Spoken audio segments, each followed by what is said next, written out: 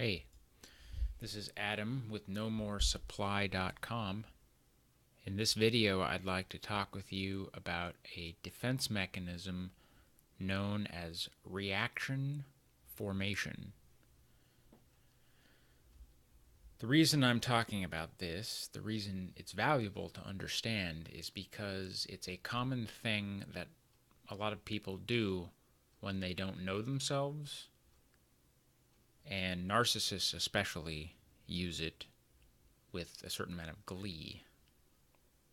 So it's important to be aware of. But first, in order to get the most benefit from this video, it will be helpful for us to define what a defense mechanism is. Defense mechanisms are psychological defenses whose purpose is to protect your ego from anxiety.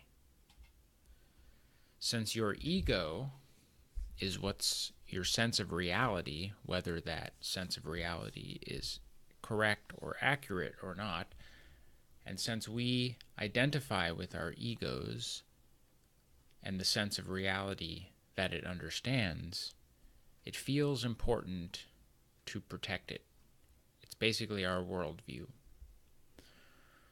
We don't like to doubt or challenge our egos because that questions our entire understanding of life and our entire understanding of our own identity. Anxiety questions the ego through conflict between what's known as the superego and the id. You probably have heard those terms in psychology articles. So we should define those terms as well. The superego is a person's sense of morality, and your id is basically your instincts or your drive. It's just what you want to do. Your superego is generally constructed out of beliefs you've been taught by others and also your own experiences. These are the things you believe and the value judgments you've made off of those things. They're things your parents, society, or even religion have taught you, and that's largely what makes up your sense of reality. Your id, on the other hand, is your instinctual nature. You could even think of it as your animal side, and it comprises more or less just whatever you want. Children, little babies, are primarily ruled by their id. The ego and the superego don't develop until much later. Interestingly, narcissists who are like children themselves in some way, a gross form of adult children, are also ruled by their id. So reaction formation is a defense mechanism. There are others as well, such as denial, repression, and regression, and we won't be talking about those in this video today, but they are all interesting, and I recommend you watch other videos on those subjects. I may even make some more myself on those. But for now, we're just talking about reaction formation.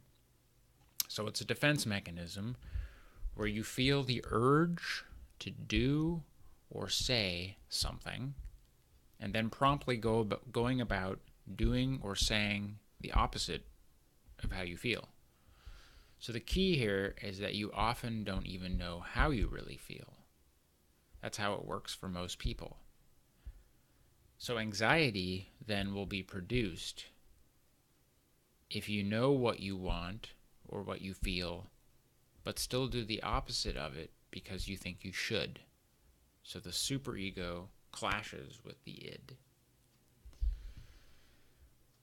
This anxiety happens in order to protect the ego or to uphold your reputation in front of others because you know your true feelings or beliefs would be unacceptable to those other people. Narcissists particularly make use of reaction formation, not just to protect their egos unconsciously, but also purposely to deceive people. So it can be used as a gaslighting mechanism. Have you ever noticed a narcissist being altruistic? They love this tactic. Altruism can be a form of reaction formation. A narcissist will often do something bad, that's conventionally bad, that you and I would all agree is not a good thing, and they will cover up their bad deed by doing something altruistic. They will, of course, advertise this altruism far and wide to showcase how great they are. This is a specialty tactic of covert narcissists. Since these people trash others without the people they are trashing even knowing what they are doing, their altruism is often an effective cover. The narcissist knows what they do is bad, and they know morality matters to other people. And the narcissist's reputation is also very important to them. It's important for them so they can pretend they aren't what they truly are, which is monsters. But also because their fake reputation is partly what allows them to gaslight you effectively and get what they want, which is, of course, more supply. So they must mask their bad deeds. The scary thing is that narcissists don't care that what they do is bad. They don't feel guilt. Morality is a joke to them. All that matters is satisfying their id.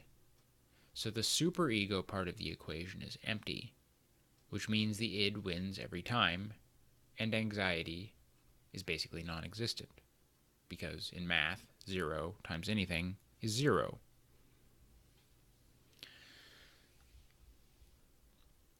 My mother uses altruism a lot to mask her poor deeds.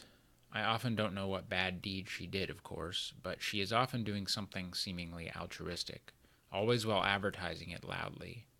And this is very key. True altruism isn't advertised. You just do it.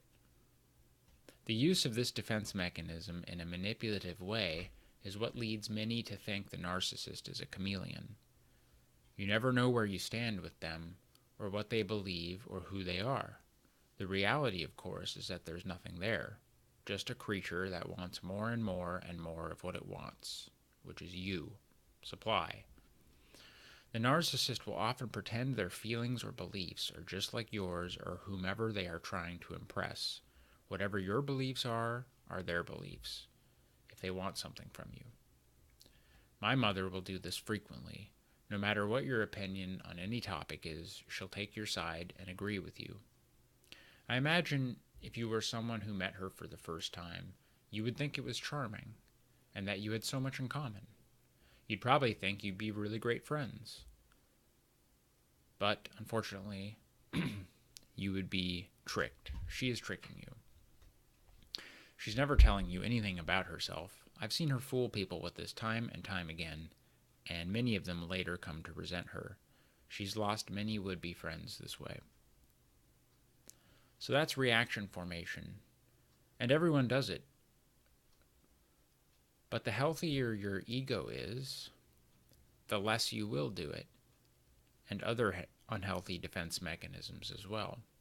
A true healthy ego would understand their true feelings about things, and while they may not admit everything to everyone all the time, they will at least know who they are themselves and what they believe, and most importantly, they won't deceive themselves.